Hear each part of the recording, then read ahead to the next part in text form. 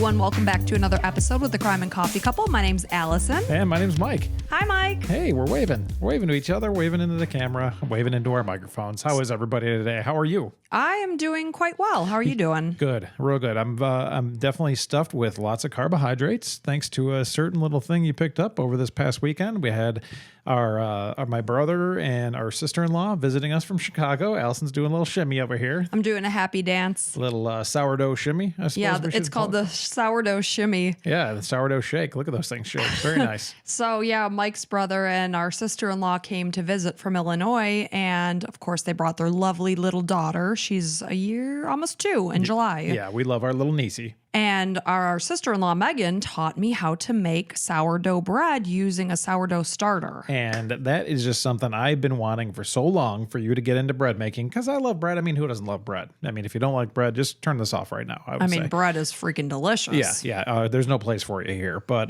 now if you're gluten-free or something like that, well, you can also have bread if you're gluten-free. It just has to be gluten-free. Yeah, but then it's like not as good. Well, I mean, you can't use that sourdough starter. Right.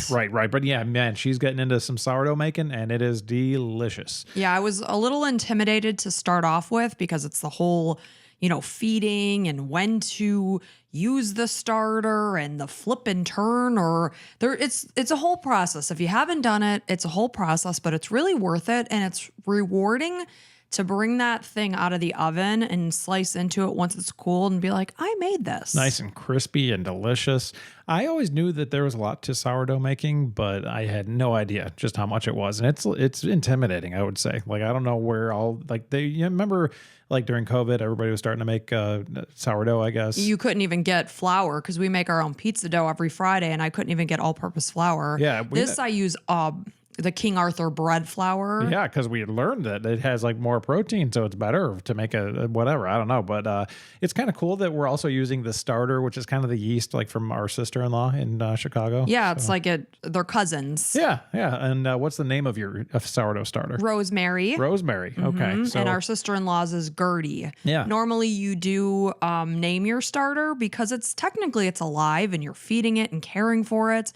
Right now it's in the fridge, so I don't have to feed it as often. But you still have to feed it like at least once a week, right? Yeah, at least once a week. Crazy. And then I'll pull it out ahead of time once I plan on baking more. And then I'm going to soon get into the add-ins, which I want to do like a pepperoni, jalapeno, and cheddar. That sounds pretty good. I'd like to do that. I'd love some jalapenos in there. Jalapeno and cheddar, that sounds fantastic. And your idea is the pepperoni in addition there. Oh, that sounds so good. And then there's like a peanut butter and chocolate, which I was going to do that for our son. Probably my favorite combination of flavors anywhere. And our daughter, I'm going to do strawberry and cream cheese. You use the freeze-dried strawberries. Heck yeah. And I guess there's cream cheese chips. Yeah, she says there's all kinds of different little chips. I don't know. We'll find out. So I'm a bacon fool. I get the freeze-dried strawberries from Aldi. Seems to be the lowest price. You guys all know. Anybody listening for any sort of time knows I'm very cheap. So we used to get them we might say frugal. Yes, and we used to get them from Amazon, but I found at Aldi they're even cheaper. So if you guys like yeah, absolutely. So I always leave with like 10 packages, like 1 ounce packages of strawberries. Our daughter is gaga for the freeze-dried strawberries just to snack on, and then she makes her homemade pink drinks. Yeah, from Starbucks, because she loves Starbucks. And anything that's like anything, like our dog's birthday was this week. Yesterday? Yesterday. Well, we're recording this a little early. She's an April Fool's baby, our dog. Yeah. So she sent you this huge text. She read it to us. We were all in the pool. And it was pretty funny, but she's like, in honor of our dog's birthday, she would like a puppuccino. And with that said, I would also like my pink drink. And in conclusion, this would be a fantastic get together for our dog and blah, blah, blah, blah. Oh, it went on and on and on. We were cracking up when she read it to us. Yeah, I figured she'd enjoy that. But, so our dog, she wanted to get her Starbucks for her birthday, which is really just a Starbucks for our daughter. Right. So by the way, if you're listening to this and you've listened at least 3 times, our general rule is it's time to put out. And the way you can put out is by leaving a comment or a review, preferably a 5-star review, and say something nice about us on Apple Podcasts. Spotify, you can just leave a comment within the comment section, or go to YouTube and subscribe and leave some comments there. That's a free way to support us. Now, if you got some extra scratch, go head on over to Patreon or Apple subscriptions.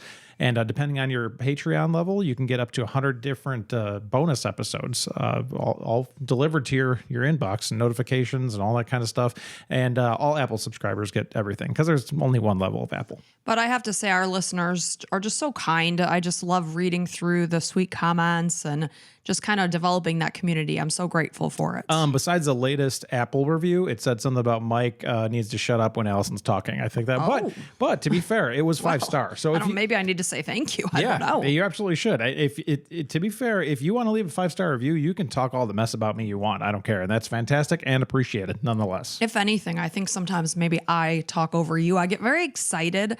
I don't mean to be rude, but sometimes I find myself jumping in and I have to tell myself, settle down. I think that's more in like regular life than on the podcast because this is really kind of your show. And I'm just kind of like the sidekick. I don't agree with that. I'm the circus monkey a little bit. Just kind of, if I had cymbals, I'd just be clapping them here and be like, I think you're an active part of this partnership here, Mike. Okay. But on that note, are you ready to get into this? Because this is a doozy. Yeah, you said it's a good one or a long one or whatever. A lot of information. There's a lot of information in this one. This one is actually a listener suggestion from my lovely mom. So thank you, Betty. She is lovely. That's why I married you, because she's a good looking gal. Yeah, and, she's just sweet and lovely. Yep. And I've actually grew up watching a made for TV show docuseries about this case. So this is the case of the MacDonald family murders. So this case asks the question, could or would a successful doctor, husband, and father who had never previously demonstrated aggressive tendencies suddenly snap and brutally murder his entire family without warning? Or were 4 hippie intruders unknown to the family responsible, as the husband claimed, who entered the home and began a frenzied attack on a pregnant woman and 2 young children, leaving the husband alive only with a small puncture wound? And that will be, your choice to make in this case. Obviously, a jury is going to go on and make a decision, but we'll see what all that pans out to be. So in 1970, the MacDonald family consisted of 26-year-old Jeffrey MacDonald, his 26-year-old pregnant wife, this is Colette, and their 2 young daughters, 5-year-old Kimberly and 2-year-old Kristen. And the family fondly referred to the girls as Kimmy and Christy. So the family lived at 544 Castle Drive at the largest military base in the United States. This is Fort Bragg in Fayetteville, North Carolina. We recently covered a case, oh my gosh, I'm drawing a blank. I'll come up with it, but it was recently a family in 1985, I believe it was. So that was 15 years past this. So their home was in a 4-unit red brick apartment building where they occupied a 1-story end unit. So Colette was pregnant, like I mentioned before, and their baby was due to be born 5 months later in July. So military police arrived at the MacDonald home in the early morning hours of Tuesday, February 17th, 1970, after they received an emergency call from Captain Jeffrey MacDonald, the husband of the home. And at the time, he was a Green Beret trauma surgeon. So 911 dispatchers on Fort Bragg's military base received the call at 3:42 a.m., where MacDonald indicated that his wife and daughters had been attacked. So within 10 minutes, the military police arrived to the home, and they found that the house was darkened. And of course, this is the middle of the night. So the front door was locked and their knocks went unanswered. So with this, they made their way around the back of the home, where they found that the back screen door was closed and unlocked with the back door wide open.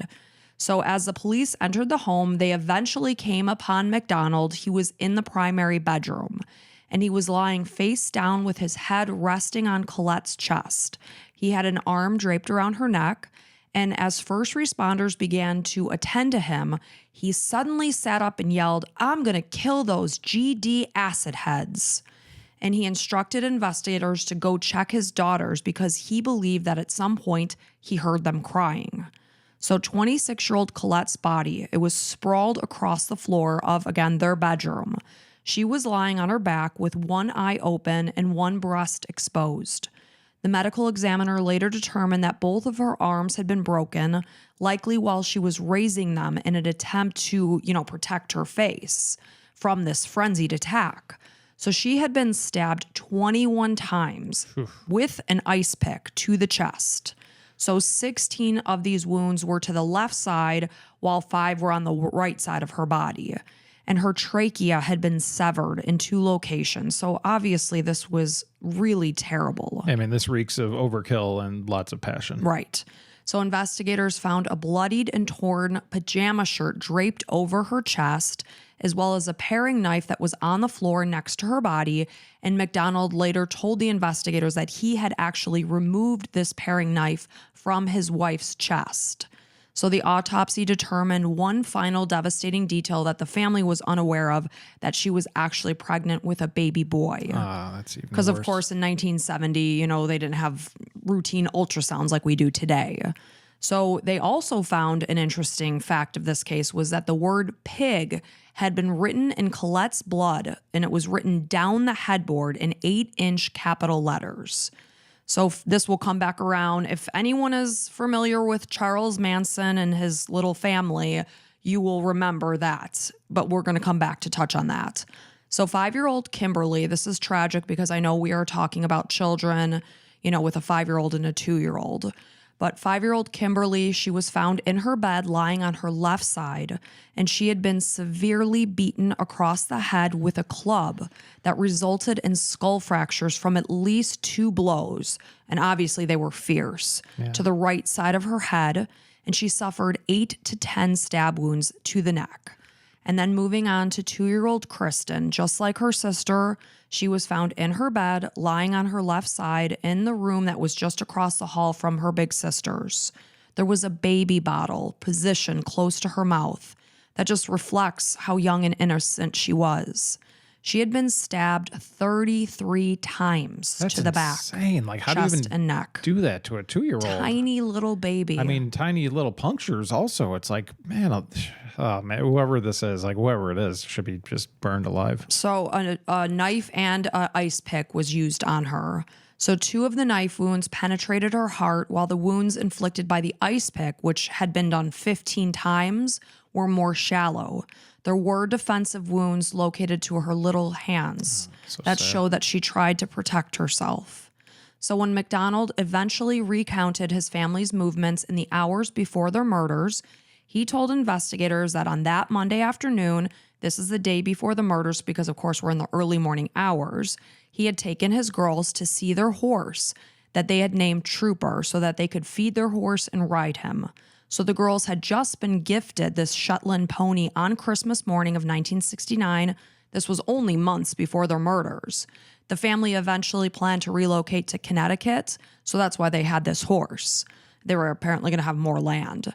So they were back home by about 5:45 p.m. and MacDonald showered and he changed into his pajamas. I mean, that's kind of my schedule. 5:45, I want to be out of any kind of clothes and in my comfies. Done with dinner, ready to go. So they had dinner together as a family, and then Colette headed out. She was going to an art class at Fort Bragg's North Carolina University Extension, So after his wife left, he did some innocent things. He and his girls played together, and then he put the little one to bed, Kristen, right around 7 p.m., and then he and Kimberly played a game together, and then he fell asleep for about an hour on the couch while Kimberly was watching her favorite show. This is called Laugh-In, and then she ultimately headed to bed. So Colette was back home right around 9:40 p.m., and after she and her husband watched part of The Tonight Show starring Johnny Carson, they watched this together, and then she headed to bed. He stayed on the couch, and he ended up falling asleep.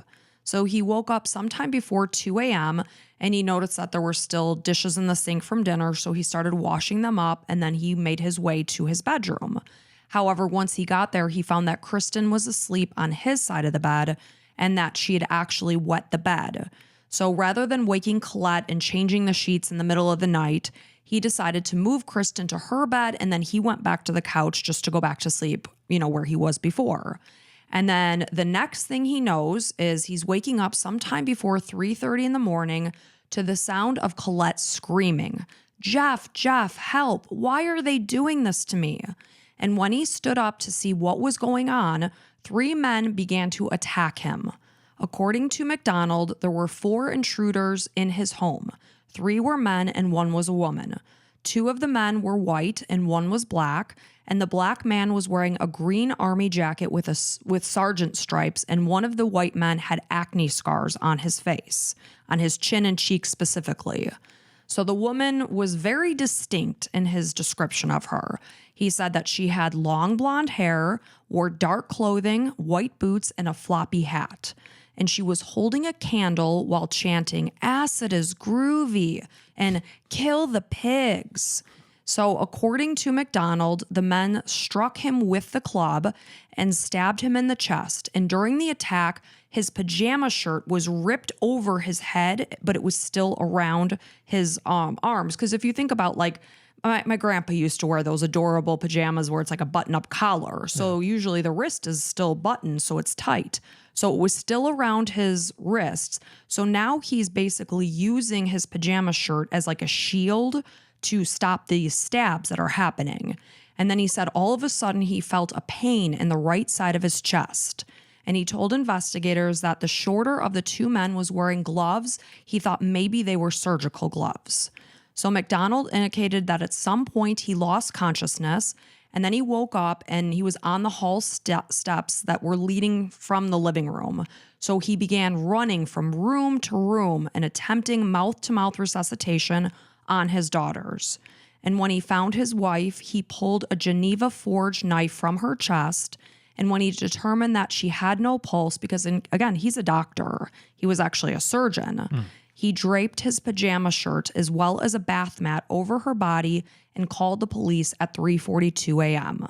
So MacDonald was transferred to Womack Army Medical Center, and he was treated for his injuries that included a partially collapsed lung as a result of a single stab wound between two of his ribs and his right torso. So the wound measured 5/8 of an inch in depth, and the surgeon who worked on him described this as clean, small, and sharp. So we have air that protects our chest. It's between our lungs and our chest cavity.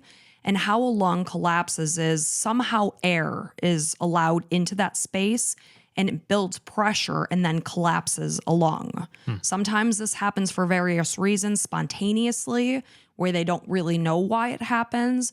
Other cases can include trauma, such as being stabbed or shot or attacked. Yeah, then all the equilibrium's all off. Right, and it collapses. So again, it was clean, small, and sharp. So almost like a surgeon would do it and know exactly where to stab. Interesting, okay. So beyond this wound, the injuries were described as minor and superficial, and after 9 days in the hospital, he was released.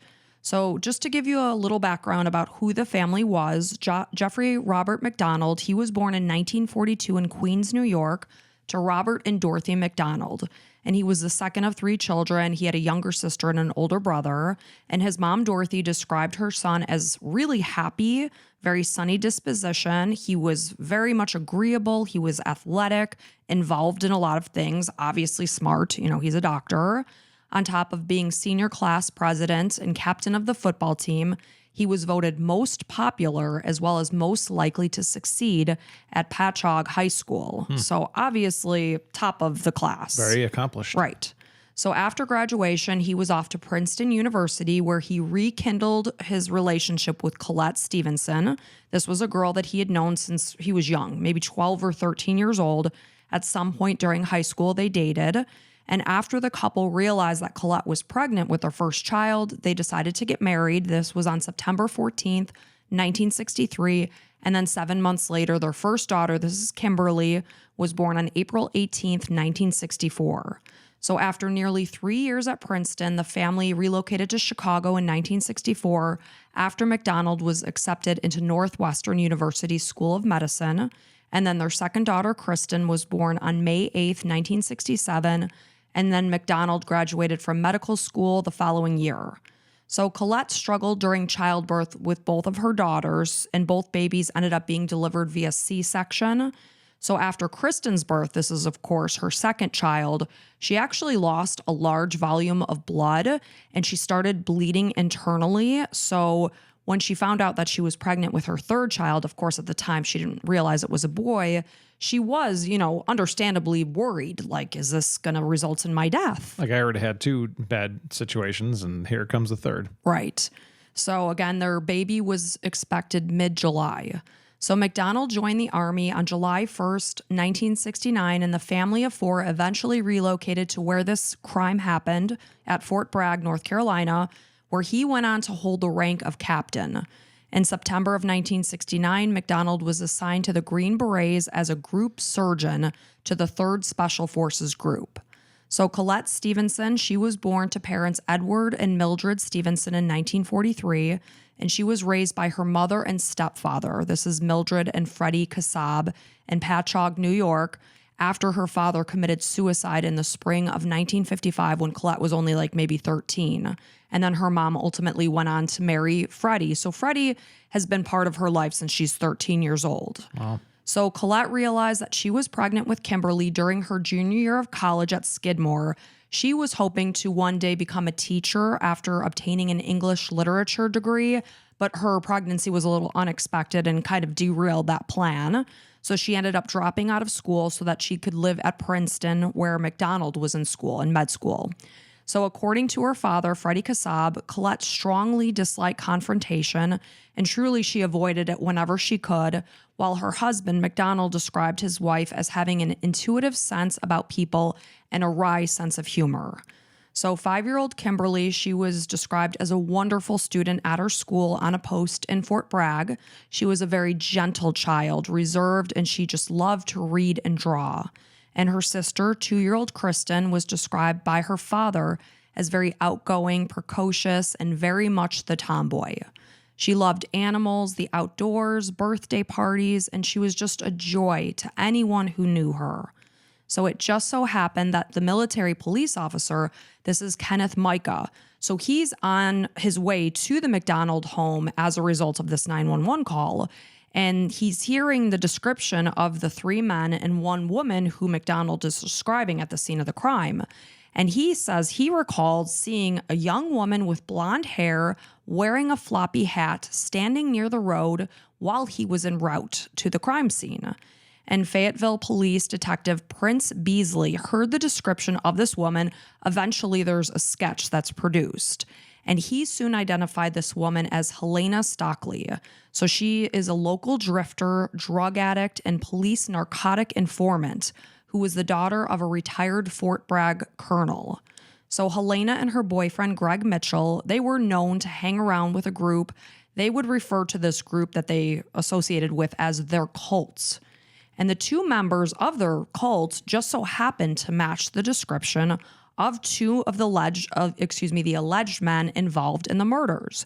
This is the black man that was wearing the army jacket, as well as the white man with the acne scars. So kind of damning. Yeah, absolutely. So hours before the murders, this is at about 10:30 p.m., Detective Beasley had also seen Helena because, again, they know this woman because she's addicted to drugs. She knows the crowd, and so she works for the police as an informant sometimes. So he recognized her. And at the time, he said that she was wearing a blonde wig. And of course, this is 1970. My mom routinely wore wigs in the 1970s. Yeah, I remember my grandma just going through her wig costumes and just being like, all right, this one, I have all the different heads sitting there. It's like, that was a different time. Interesting. And they weren't real hair. No. Like, they clearly looked like wigs. Yeah. It was far too shiny to be real hair. Hey, and now here we are with people injecting themselves with all sorts of things. True. Yeah. So she's wearing this blonde wig, a floppy hat, and knee-high boots, and she was in the company of a black man.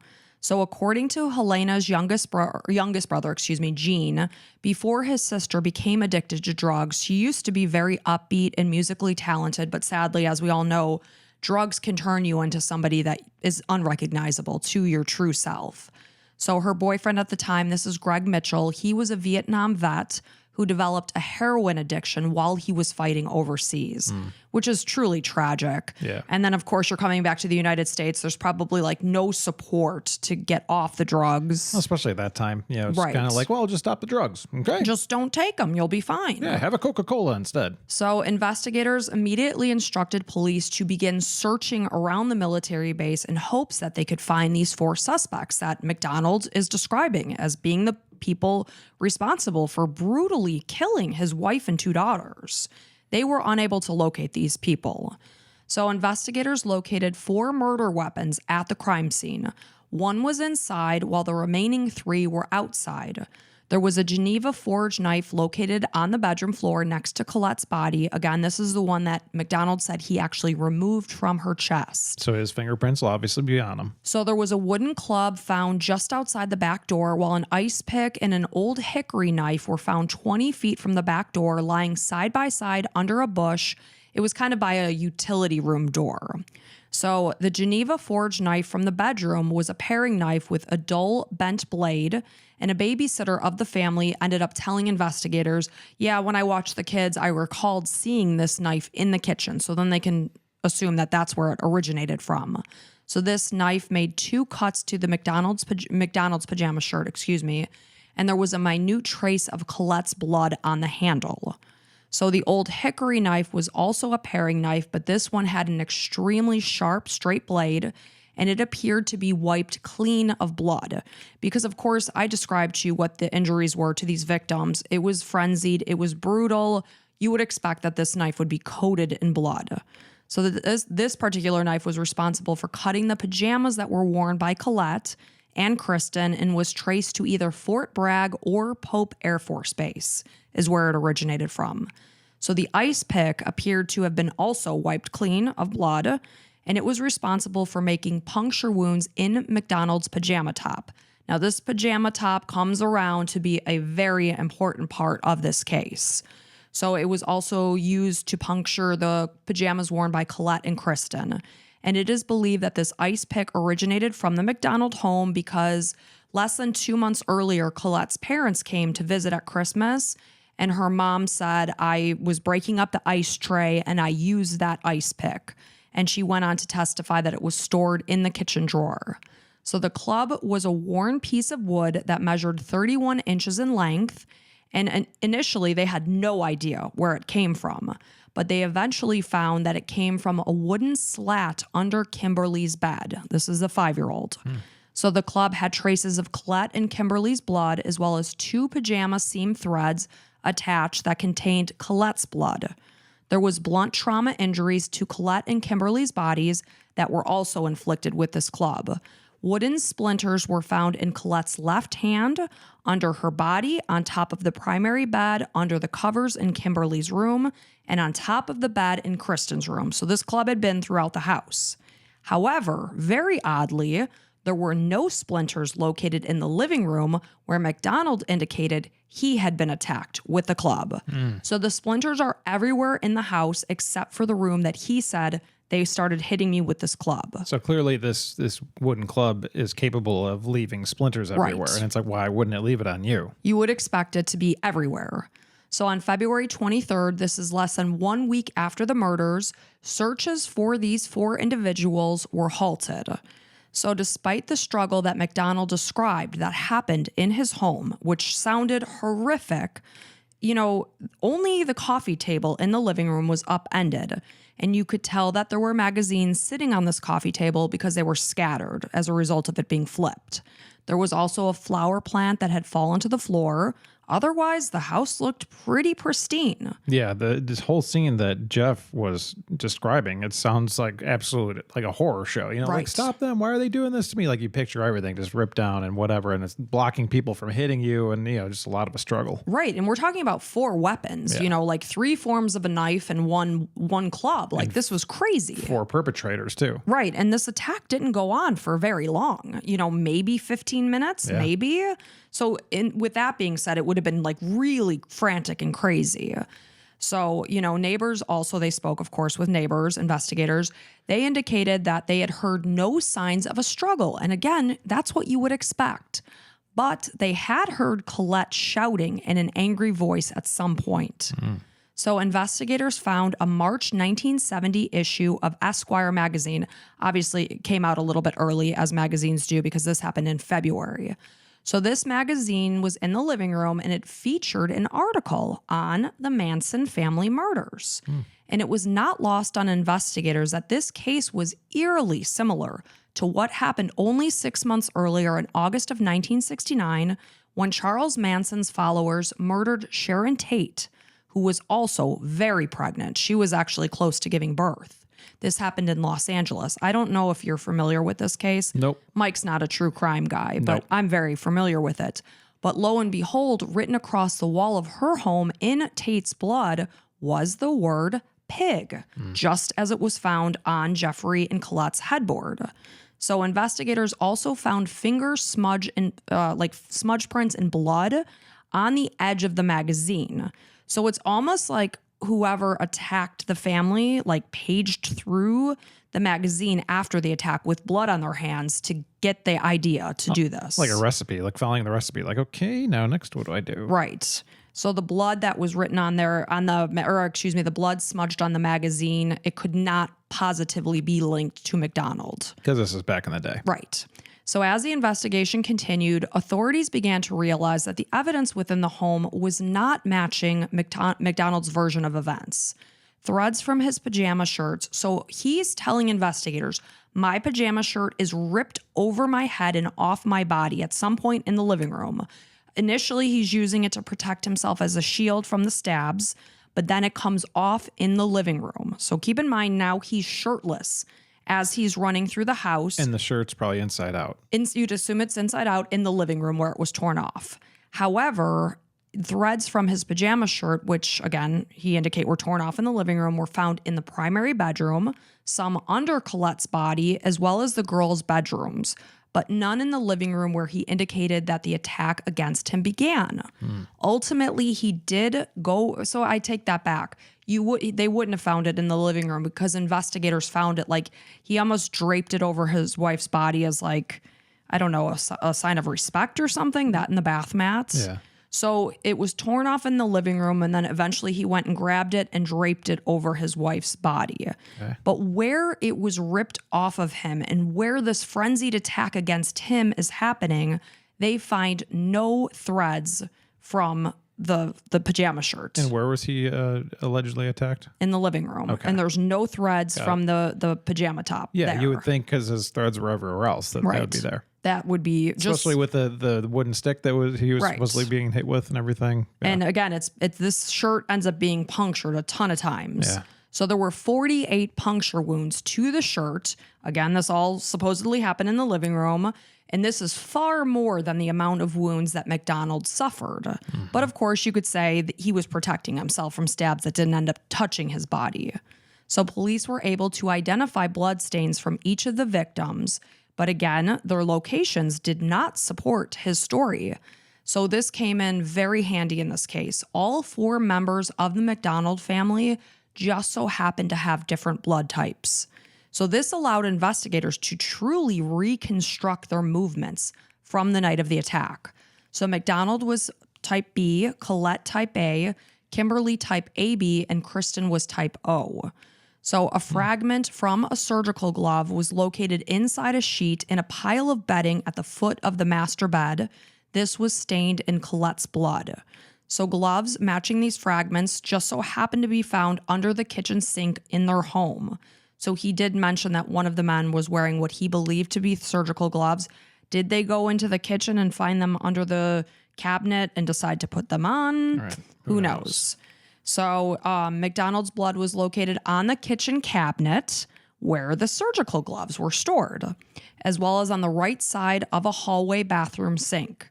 Kimberly and Kristen's blood was also found on MacDonald's glasses as well as his pajama shirt. But again, he said, according to his version of events, he was not wearing that pajama shirt when he went into his daughter's bedrooms. So MacDonald later testified that he may have rinsed off his hands while he was assessing his own injuries before he called for help. So there was no blood or fingerprints found on the phone that MacDonald indicated he utilized to call for help, which doesn't make sense. No. If you picked up the phone to call police, your fingerprints should be there. Why weren't your fingerprints on there, buddy? Maybe you had some gloves on? Right, and the fact that it was in his house, or did he wipe it clean? Right. Right, because you would expect fingerprints to be all over a phone. Yeah, especially in your own house. Right, exactly. So despite the fact that it had been raining very heavily that night, and paired with the fact that MacDonald specifically claimed that the female intruder's boots had been soaking wet with rainwater, the only footprint observed at the scene was a bloody bare footprint located in Kristen's bedroom that led from her bed to the doorway. So imagine 4 people coming into a home from the pouring rain. And of course, investigators only took 10 minutes to respond after the 911 call. you would expect there to be puddles of rainwater in the house tracked all over. At least one, where Right. she let it all out. Who knows? But when 4 people are coming in from the rain and they're certainly not kicking their shoes off respectfully at the door, no, probably there's not. going to be, wet footprints throughout this house. Right. That was not the case.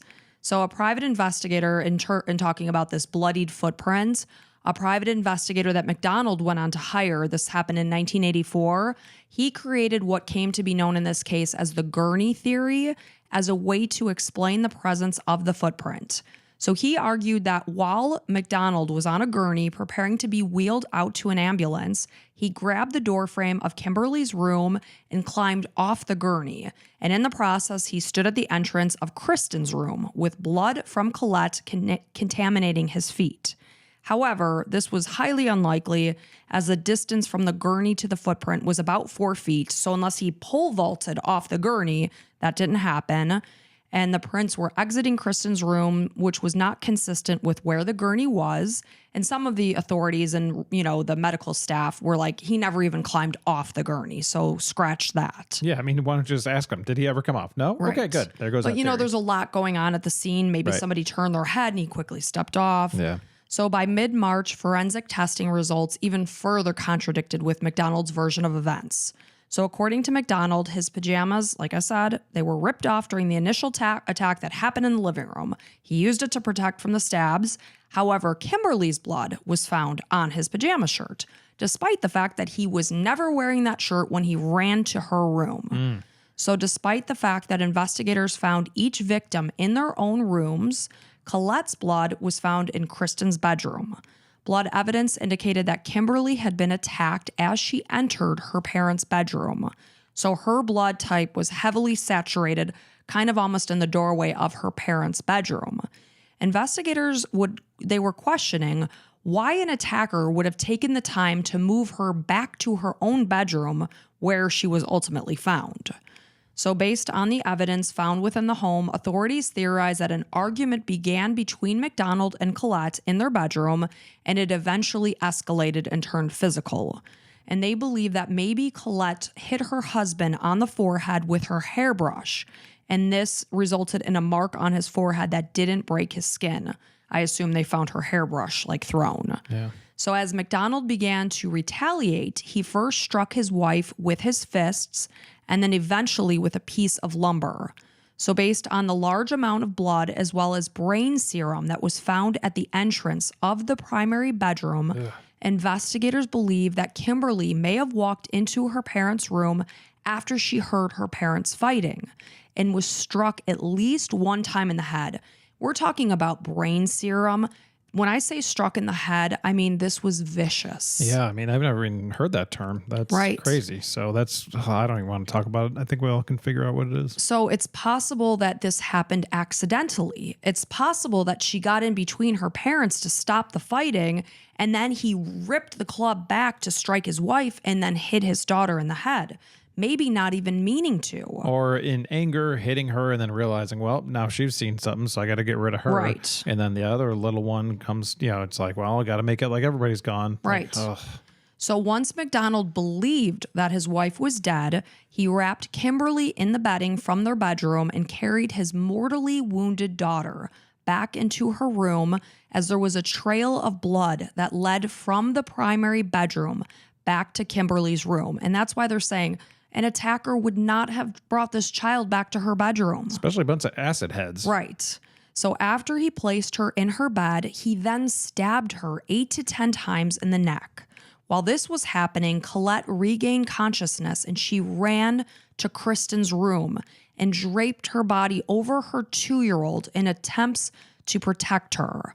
So he then entered Kristen's room and continued to beat Colette with the club, as evidenced by the blood sprays that were on the walls in Kristen's room. Wow. Because again, every family member had a different blood type. Ah, wow. Okay. Yes. So now, she's being beaten in front of Kristen, and he used the primary bedding once again. This time he wrapped Colette's body and he transferred her back to their bedroom.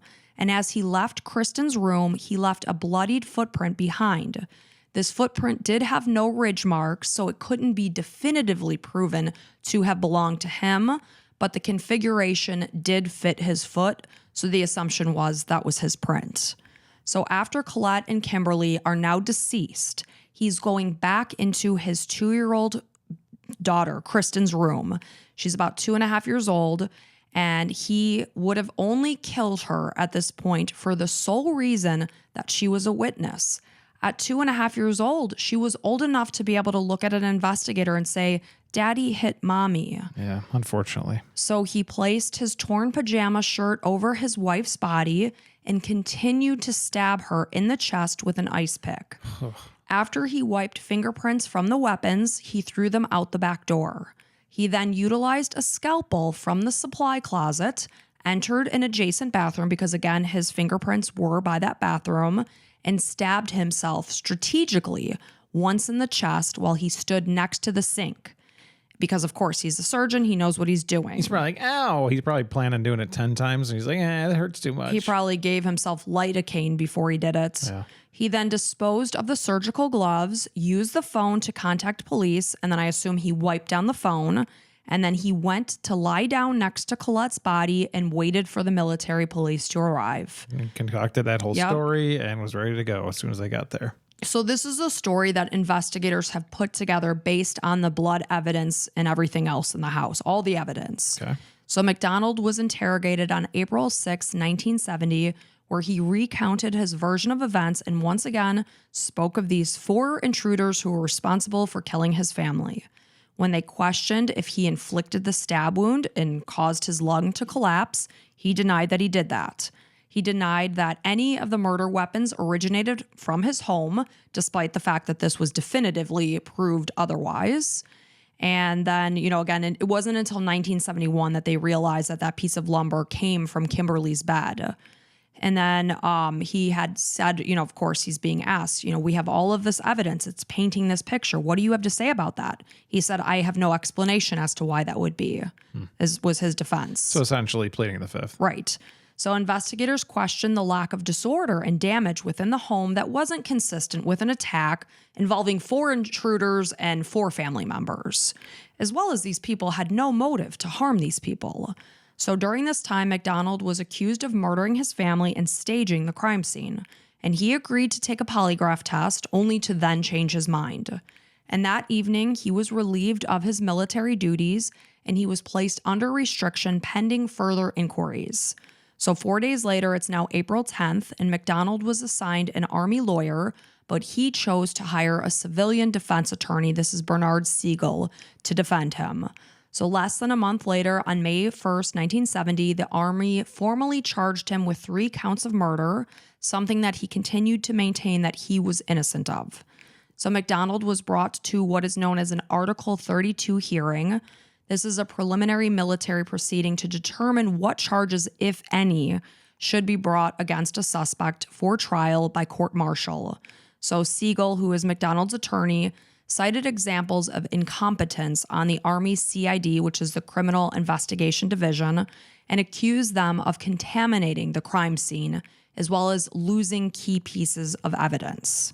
So military policeman, again, this is Kenneth Micah, he was the first to testify on the behalf of the defense, and he spoke about this blonde woman that he just happened to see. She was about a half mile from the MacDonald home. She was wearing a wide brim, floppy type hat on a street corner in the early morning hours after the murders. And he took note of the fact that she was there given the time of night as well as the horribly rainy weather. So in August, Siegel was approached by a delivery man, this is William Posey, and he suggested 17-year-old Helena Stockley might have been the blonde woman who attacked MacDonald's family. According to Posey, she had been in the company of 2 to 3 young males in a car that was parked outside her apartment at approximately 4 a.m. on the morning of the murder, so that would have been shortly thereafter. She was wearing both boots and a floppy hat. And months later, Posey spoke with Helena, and she said something about her and her boyfriend weren't going to be able to get married until we go out and kill some more people. Wow. So she's making it, incriminating statements. So when Helena was questioned regarding her whereabouts on the early morning hours of February 17th, she was very vague. She also gave some contradicting answers. She said she'd driven around aimlessly with her boyfriend. She was very much out of it. We know she uses drugs. She was using a psychedelic called mescaline. So she really said she was unable to say for sure if she was in the vicinity of the MacDonald home at the time in question. So, she's not a very reliable person. Yeah, imagine being so messed up and having no idea where you were. Can't imagine.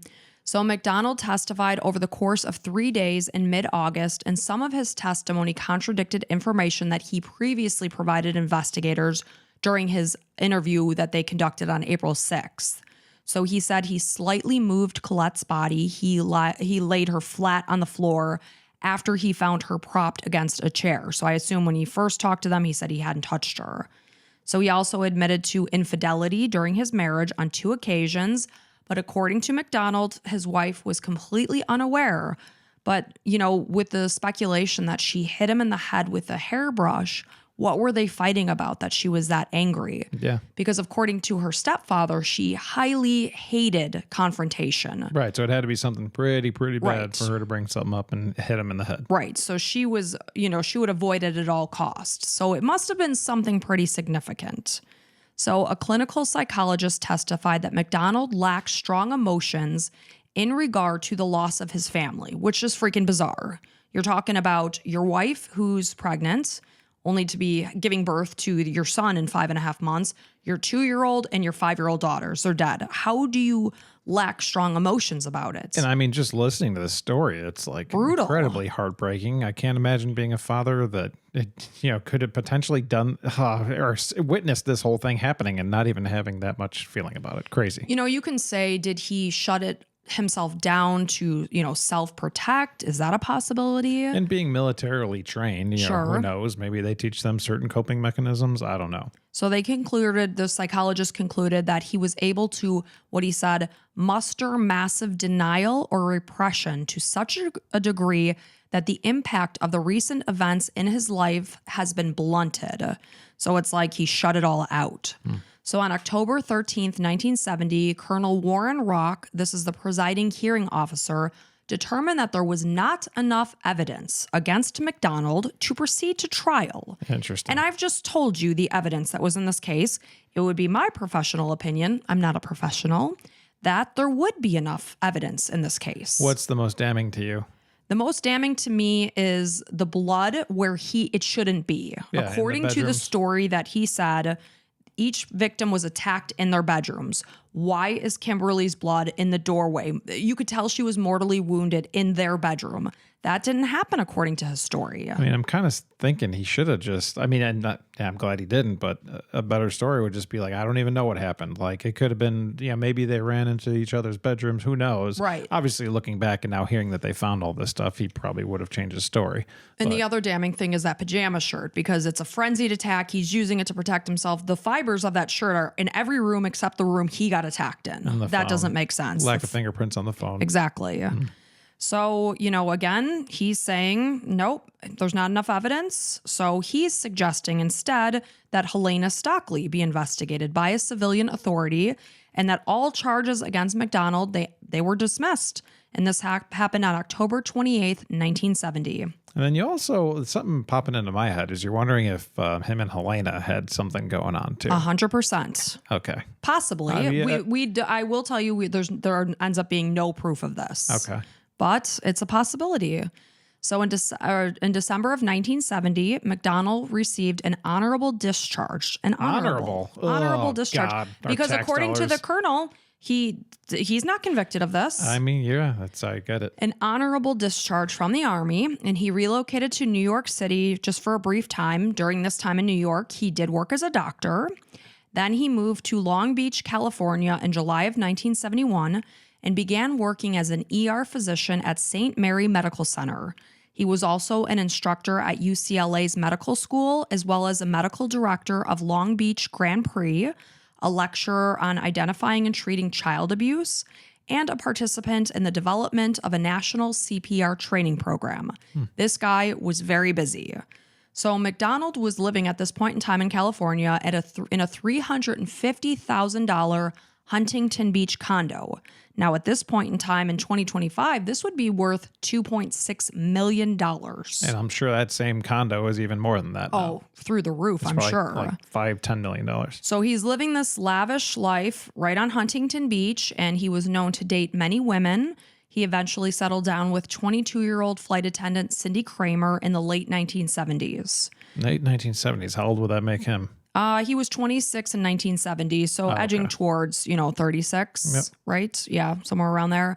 So in the years after his murder charges were dismissed, MacDonald received an abundance of support from the public, where he wrote letters to various magazines and newspapers about his willingness to further publicize the background and legalities of this case.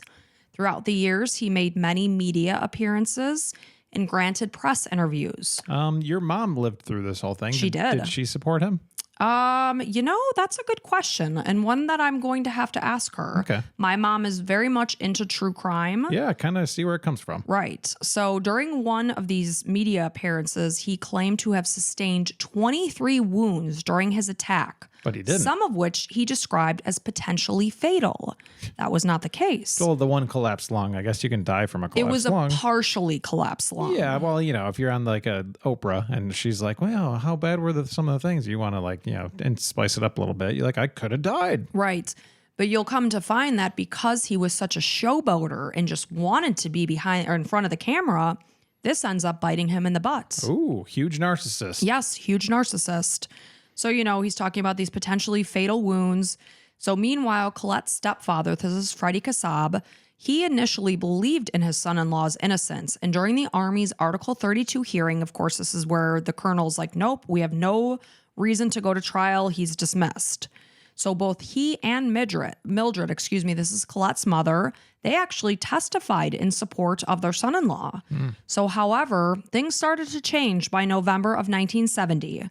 Kassab had begun to grow suspicious, as MacDonald had been very reluctant, easy for me to say, to share these 2,000 some odd pages of transcript from the Article 32 hearing. And he's wondering, what would you possibly have to hide? Yeah. My daughter and grandchildren were murdered. I'd like to see this. Yeah, there's you shouldn't have any problem if there's nothing there, bud. And another very odd thing, MacDonald also told Freddie that he and some Army buddies had tracked down, tortured, and murdered one of his family's alleged murderers. This was just a complete blatant lie. Freddie was probably hearing the story what? That doesn't sound right to me. I think I would have heard about that. So it was MacDonald's, this was the big thing. So him appearing on the Dick Cavett show on December 15th, thank you, Cavett. Thank you. So I talked to my mom about this. She actually recalls this appearance when he was on the show. So this aired on December 15th, 1970. And this was the official thing that pushed Freddie to the other side. MacDonald came off as very casual and dismissive, and it was at this point that both Freddie and Mildred publicly turned against their son-in-law. Colette's brother, Robert, recalls the Cheshire cat smile on MacDonald's face as he only spoke about how his rights had been violated. He barely mentioned the brutal way in which he lost his entire family.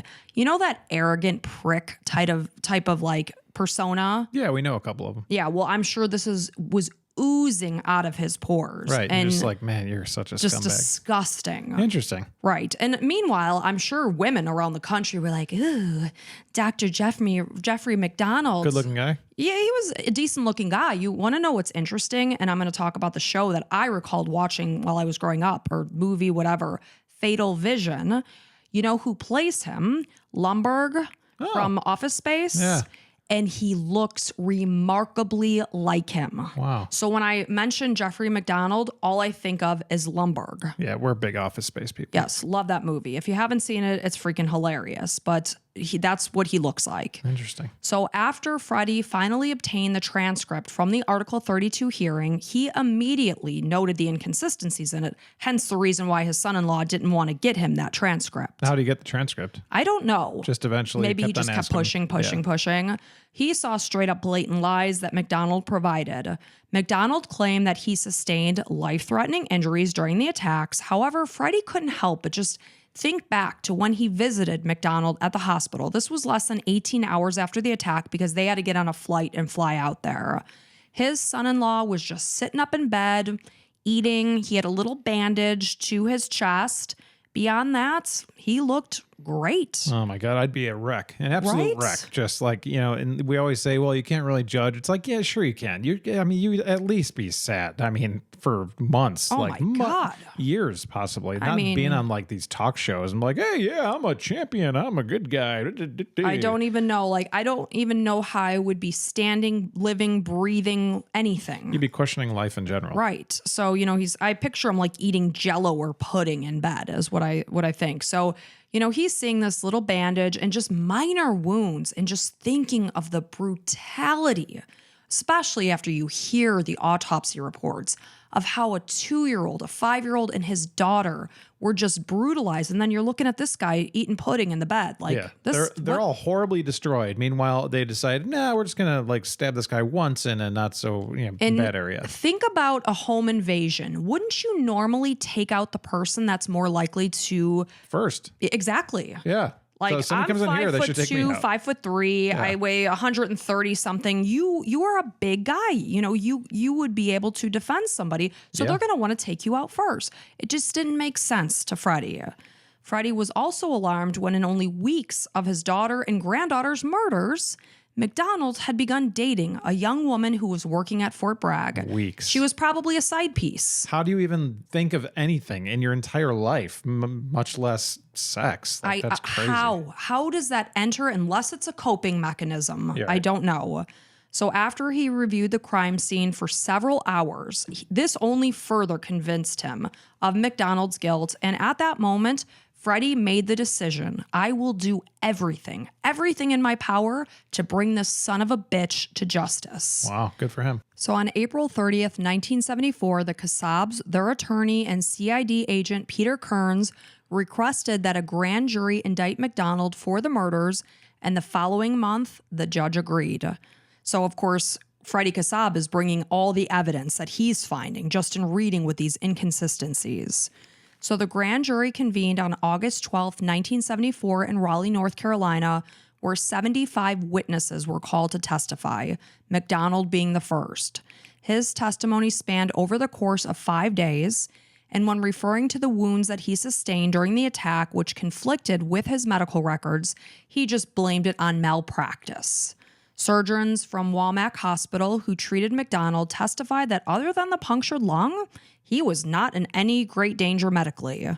So MacDonald was portrayed as a controlling person who was very affected by what others thought of him. So I think he's probably one of those guys that exudes confidence, but deep down inside, he's very small and self-conscious and not self-assured. Yeah. So former chief of psychiatry, this is Bruce Bailey, he testified that MacDonald did not suffer from a mental disorder, but in a moment of extreme stress, he could have been capable of murdering his family. Another psychologist indicated that had he killed his family, he would absolutely have the ability to just completely block it from his mind, hence his ability to just move on so quickly. It's kind of, you don't hear a lot of similar things these days where there's like a psychologist that comes in and be like, yeah, he would definitely be able to block it out of his mind. It's almost like too dangerous to say it now because there's a lot of lawsuits and things. So I almost wonder if that's kind of changed since then. I don't know. I mean, you just can refer to the fact that this man's family was wiped out and only weeks later he's dating some girl. Oh, I'm not saying it's not crazy, but I'm saying it's kind of interesting that the psychologists are saying that. Right. So MacDonald's pajama shirt, like I said, it played a huge factor in the evidence that painted the picture of what happened on the night of the murders, of course, paired with the blood evidence. Again, thankfully that each family member had a different blood type. And it's just so insane that the whole reason that he's being indicted or this time is because of those articles that said no, he shouldn't be indicted. Right. Isn't that interesting? It's insane that a judge looked at it. Dismiss all charges. Yeah, a judge looked at it like, oh, yeah, we should definitely go to court. Right. But I truly think had he not been a showboat and gone on all those televised programs, what did you say, Dick Cavett? Dick Cavett. Cavett. Why can't I say that? It's okay. Had he not been such a narcissistic prick, he probably would have gotten away with this. Yeah, so it's his own fault. It was truly Freddie Kassab and Mildred Kassab who blew the lid off this and said, son of a bitch is not going to get away with this. They see him living in this luxurious Huntington Beach condo, traipsing around with all these women. And they're like, and my family is gone? Hell no. And you don't even care? Right. So again, this pajama shirt. So Paul Stombach, this is the chief of the FBI's crime lab chemistry section. He testified that MacDonald's pajama shirt had been heavily bloodstained before it had ever been torn. He looked at it under a microscope. Oh, because of the stitchings. Right. Oh, okay. So the 48 holes that it contained had been inflicted while the garment was stationary rather than in motion, as MacDonald reported. Because again, holding it up as a shield, frenzied attack, it's moving about. 17 of the puncture holes were found in the back of the garment, yet MacDonald received no stab wounds to his back. Now, you could say it was stabbed after it was pulled off of him, and that's why. Wamak Hospital medical records could only verify 4 puncture-type wounds to his body. So the cuts were inflicted by the ice pick that was located outside the back door of the home, and the majority of the blood on the shirt was from Colette's blood. And this was found on 4 locations prior, again, to the fact that it was torn. So this conflicted with his entire story of the fact that it was torn off in the living room and that's where it was stabbed. He indicated that he utilized the shirt as a shield, meaning it's totally torn before it's ever touching Colette and her blood. Doesn't make sense. So the club used to bludgeon both Colette and Kimberly that MacDonald indicated he had no knowledge of, again, had been ultimately come from the mattress slat. I remember one time one of the slats had fallen off, because you would think, why would he take the time to saw such an odd piece if this is just happening over a fight? It was probably already off the bed at that point, is what I would guess. Absolutely. So again, he's like, I have no knowledge of any of these things. There was a single hair found in Colette's hand that was from her own body rather than a blonde-haired intruder. When MacDonald was called back to testify on January 21st, 1975, he was very sarcastic when he was questioned about his infidelity and the forensic contradictions between his versions of events and the physical evidence. Very just dismissive, condescending, sarcastic, which is never going to rub people the right way. Nope. So on January 24th, 1975, the grand jury formally indicted MacDonald on 3 counts of murder, and he was arrested within an hour in California. However, he was quickly released on a $100,000 bail 1 week later with funds that were raised by friends and colleagues, because of course he's got his fingers in so many things in California, and people like this come off as super. They're like, he would never do this. He would never be responsible for this. Let's get him out of there. Well, a lot of times narcissists have friends that are like just very surface level friends. Lots of them that are just like, this guy's legit. And they're easy to attract people that way. So with the fact that they were able to raise this money, he ended up being free for the next 4.5 years. Until it went to trial. That's crazy that it took so long. So it was not until July 16th, 1979. This is over 9 years after Colette, her unborn son, their 5-year-old daughter Kimberly, and their 2-year-old daughter Kristen were brutally murdered in their home that MacDonald was brought to trial. The trial was held in Raleigh, North Carolina, and MacDonald maintained that he was not guilty, as he had from the get-go. He was very confident that he was going to be exonerated, because up until this point, he's just walked along free. Yeah. So the prosecution painted a picture for the jury as to what led to the family's deaths.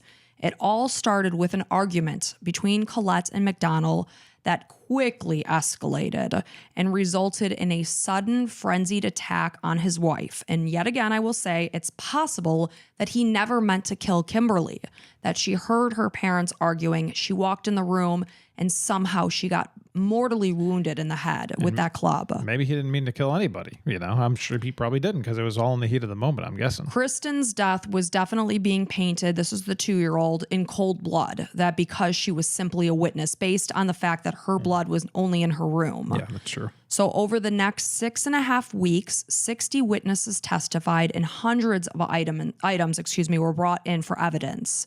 Once again, Paul Stombach, that's from the FBI's crime lab, he brought back up that pajama shirt, and he's describing these 48 smooth cylindrical holes from the ice pick that were pierced after it had been placed upon his wife's chest.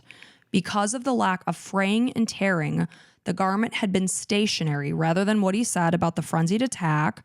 Evidence proved that Colette had been repeatedly stabbed while the shirt was on her body. So they were able to match it up that the shirt was draped on her body and then he stabbed her. Oh, wow, okay. So they were able to fold it and it matched the wounds to her. Like trying to prevent blood splatter. I guess so. I really couldn't understand why he would have done that. So again, the garment would have been folded and all 48 holes to the shirt could have been made by 21 thrusts of the ice pick as the holes were in an identical pattern. Wow. With the wounds to her body. So meanwhile, the defense called forensic expert James Thornton to the stand, who indicated that he'd wrapped a pajama shirt around a ham and stabbed it with an ice pick as he was moving it back and forth, which resulted in perfectly cylindrical holes without tearing at the edges.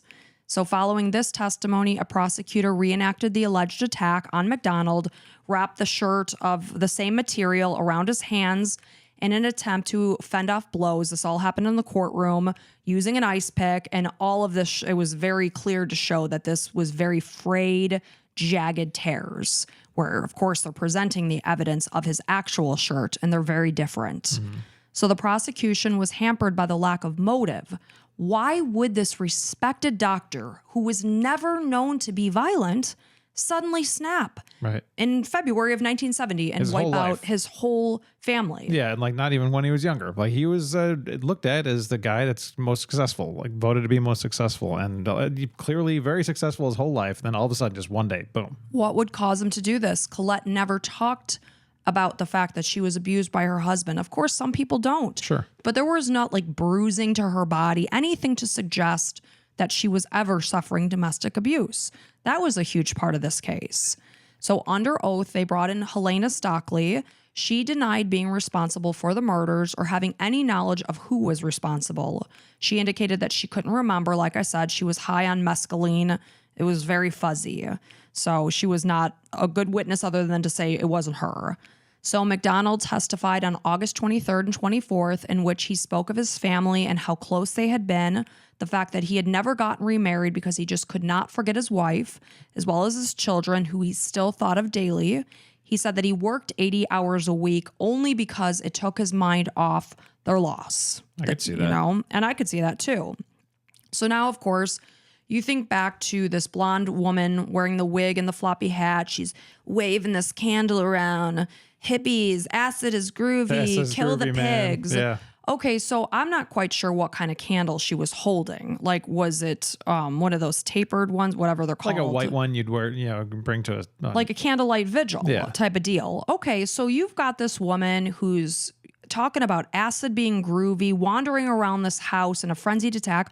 Wouldn't you expect there to be candle wax all over the floor? 100%. Just like you would expect rainwater to be all over the floor. Yeah. Well, they did find some candle wax in that house. Now, just like me, Colette was known to have a love of candles. Yeah, you do. So all 3 spots of wax that was found at the place, it all came from different compositions. So it was not from a single candle carried by this acid, wielding, toting, floppy hat wearing hippie. Yeah. Exactly. So they came from 3 different candles. There were no trails of wax that suggested she was moving when it happened.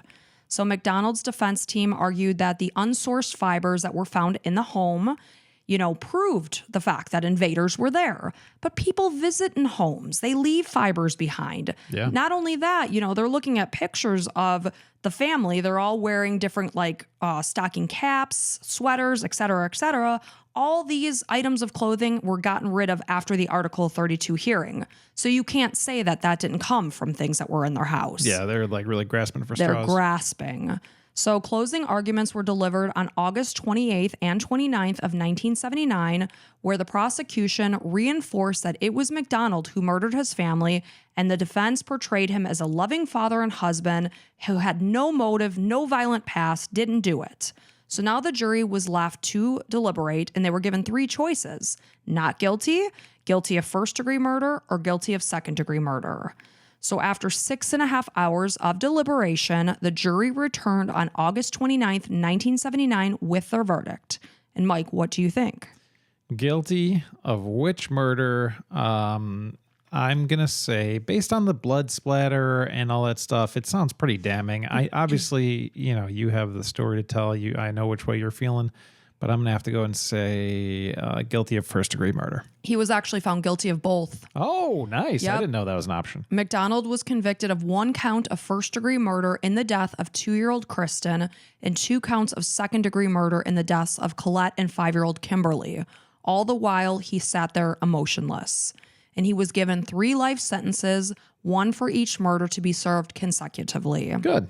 So, however, MacDonald ended up being released from prison on a $1,000 bail bond, whatever, on August 22nd, 1980. So this is about a year later. So what happened was the Court of Appeals reversed his conviction on the violation of his 6th Amendment rights to a speedy trial. So on his release, he went straight back to work as a director of emergency medicine at St. Mary's Medical Center in Long Beach. So wait, what does this mean? Does it mean that he can't be tried again ever? Or like what? I'm sure you're going to tell us. I'm going to tell you. But I just picture that this guy in 1979 is found guilty on 3 counts of murder and sentenced to life in prison. And then this hospital just takes him back to work in the ER? Yeah, it's like, hi, I'm Dr. MacDonald. It's like, weren't you on TV and you were just committed for first and second degree murder, life sentences, any of this ringing a bell? It's like, oh, no, yeah, I got off. Okay. Right. So then in March of 1982, he announced that he's engaged to this woman named Randy D. Markwith. So 2 years after his release, this is March 31st, 1982, the Supreme Court ruled that MacDonald's right to a speedy trial had not been violated, and he was rearrested and returned to federal prison with his original sentence. It's like, this guy's like a freaking cat. Yeah, 9 lives. I mean, seriously. Jeez. So various appeals were denied, and MacDonald's medical license in both North Carolina and California were revoked just in the chance somehow this snake gets out again. Because he has already. He's going to bounce back to being like, hello, I'm Dr. MacDonald. Yeah, some new amendments come along, and now you're out of jail again. So interestingly, in June of 1979, of course, this is before the trial and all that, MacDonald invited Joe McGinnis to write a book about his case, and he gave him access to all of the documents, etc. So this book was titled Fatal Vision. It was published in August of 1983, and it portrays MacDonald as a narcissistic sociopath. So the opposite of what he expected this to come of. He's like, yeah, man, let's make a movie together. The guy's like, all right, sounds good. Or make a book. So this author is saying he's this narcissistic sociopath who was guilty of murdering his family. The book alleges the motive for murder was the fact that MacDonald had been regularly taking esketrol, which is an amphetamine, in order to lose weight. Of course, this is back in the early days, 1970s. These people were like on speed. I always remember Dexatrim. Yes. Everybody was like on commercials all the time. Like the little red and yellow like beads, with the beads inside of the capsules. And it's like, Dexatrim, I'm on Dexatrim. It's like making your heart beat. My mom used one of those, and my dad saw her getting out of the shower. She looked like gaunt, and she was not sleeping. Her heart is racing. Don't I look great? It's like, no. I look great. You look sweaty. She's like, I wasn't sleeping. She's like, at 2 a.m, I'm cleaning my house. It's like, yeah, you were basically on speed. Using her vacuum, smoking cigarettes. Ay. So what the author is alleging, because of course, whatever documents he got, he saw that he was regularly taking this amphetamine, which paired with his lack of sleep, because we know that this guy was working constantly, not sleeping, taking this thing that maybe this resulted in an unplanned fit of rage.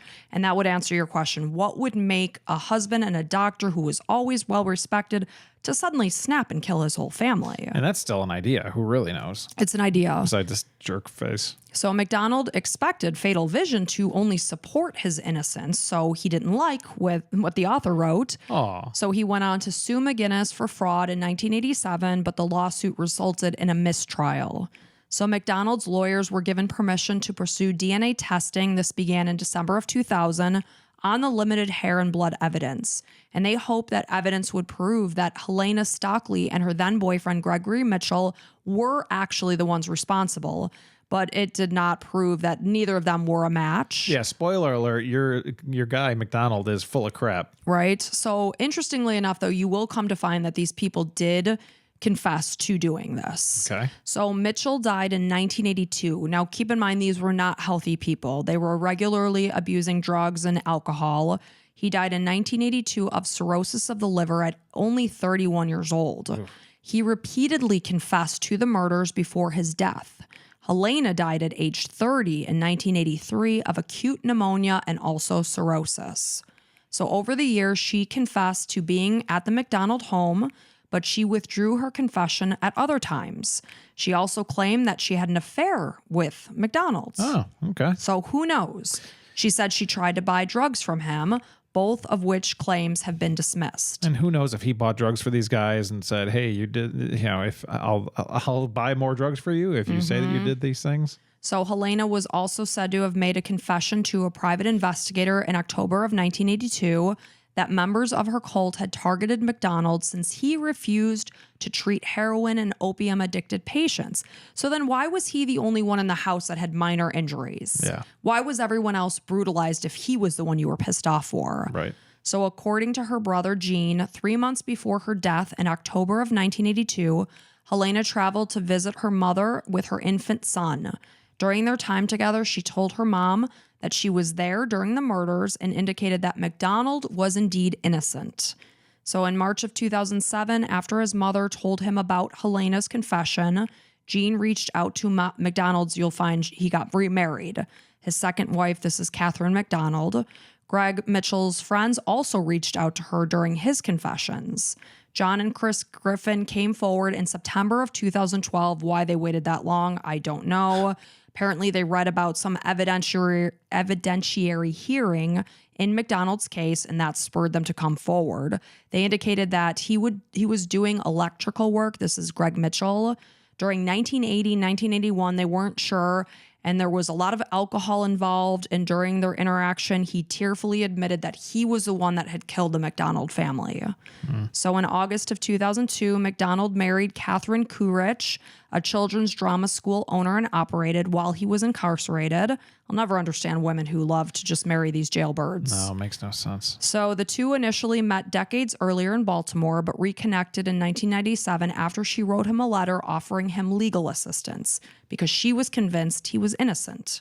So over time, the relationship began to be romantic, and eventually he transferred from California prison to a Maryland prison, and they sealed the deal and got married.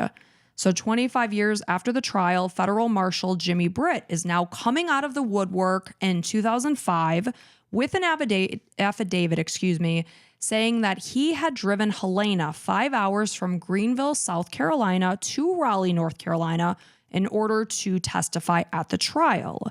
And during that time, she's chatting with him, and she told him that she was at the MacDonald home during the murders.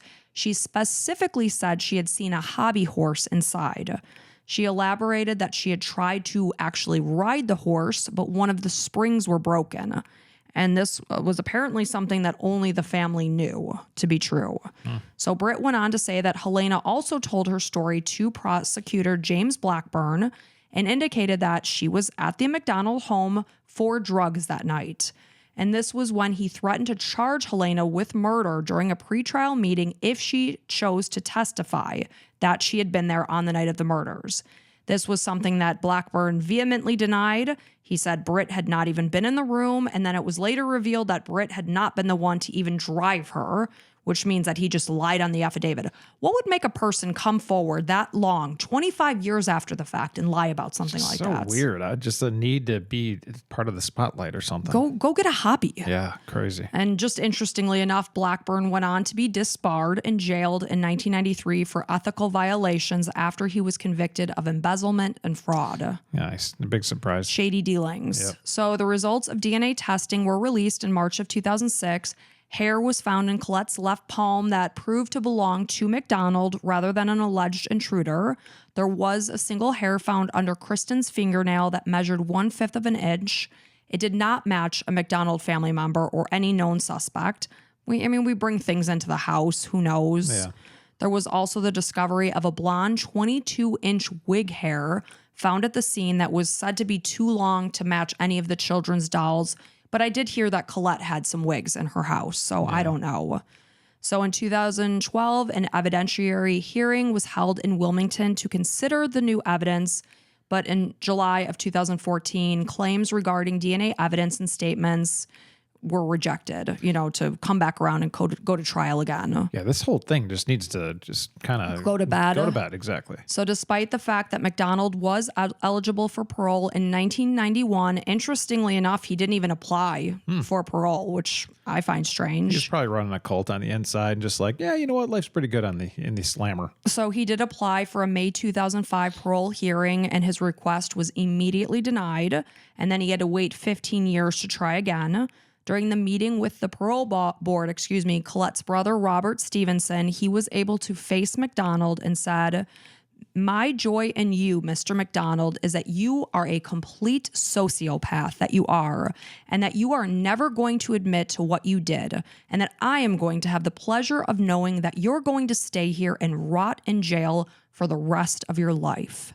So in 2020, he requested parole on 2 occasions, but then he withdrew his requests.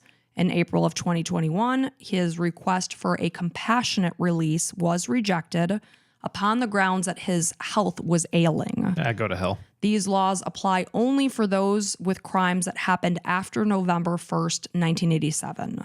So MacDonald continues to serve his 3 life sentences in a Maryland prison, and his homicides have come to be known as the Fatal Vision Murders because of the book by McGinnis. This was a best-selling true crime novel, as well as the 1984 TV miniseries about the case with the same name. And in an ironic and tragic twist, child star Judith Barcy, who played 5-year-old Kimberly MacDonald, was murdered by her own father at age 10 in July of 1988. Wow. And we covered this case. I like how you're saying wow, as if it's the first time you've heard this. Oh, may as well be. Yeah, I have no idea even what you're talking about. So we covered Judith's case in our bonus episode 72 that was released on January 22nd, 2025. So this was like a month and a half ago, and Mike's like, wow. Not like 2 years ago? No, this was about a month and a half ago, a couple months ago. By the way, not very nice of you to laugh about somebody's murder. I'm Allison. not at all laughing at Judith Barcy's murder. Actually, I think I shed tears during that episode. Okay. It's a tragic case. Do you remember she played in The Land Before Time? She was the voice, and Burt Reynolds had to record. I do remember that, this was this precious 10-year-old little girl. And just, it's so ironic that she played 5-year-old Kimberly and her father ended up murdering her in real life. Wow. An absolute tragedy. The only reason why I laughed is because my husband apparently just has no memory of these cases. I need to block these things out. I don't listen to true crime because it's too, I don't know. It's so negative. I don't know what it is. I just don't like hearing bad stuff. And here I am running a true crime podcast. You know with the love who of my else is good at blocking things out? Jeffrey MacDonald. Yeah. I think we have a lot of similarities. So the home in Fort Bragg, where 3 members of the MacDonald family, as well as their unborn son, lost their lives, it ended up being demolished in March of 2008. Long time afterwards. I could have never lived in that house. If it was a good deal, I'd look at it. Oh my goodness.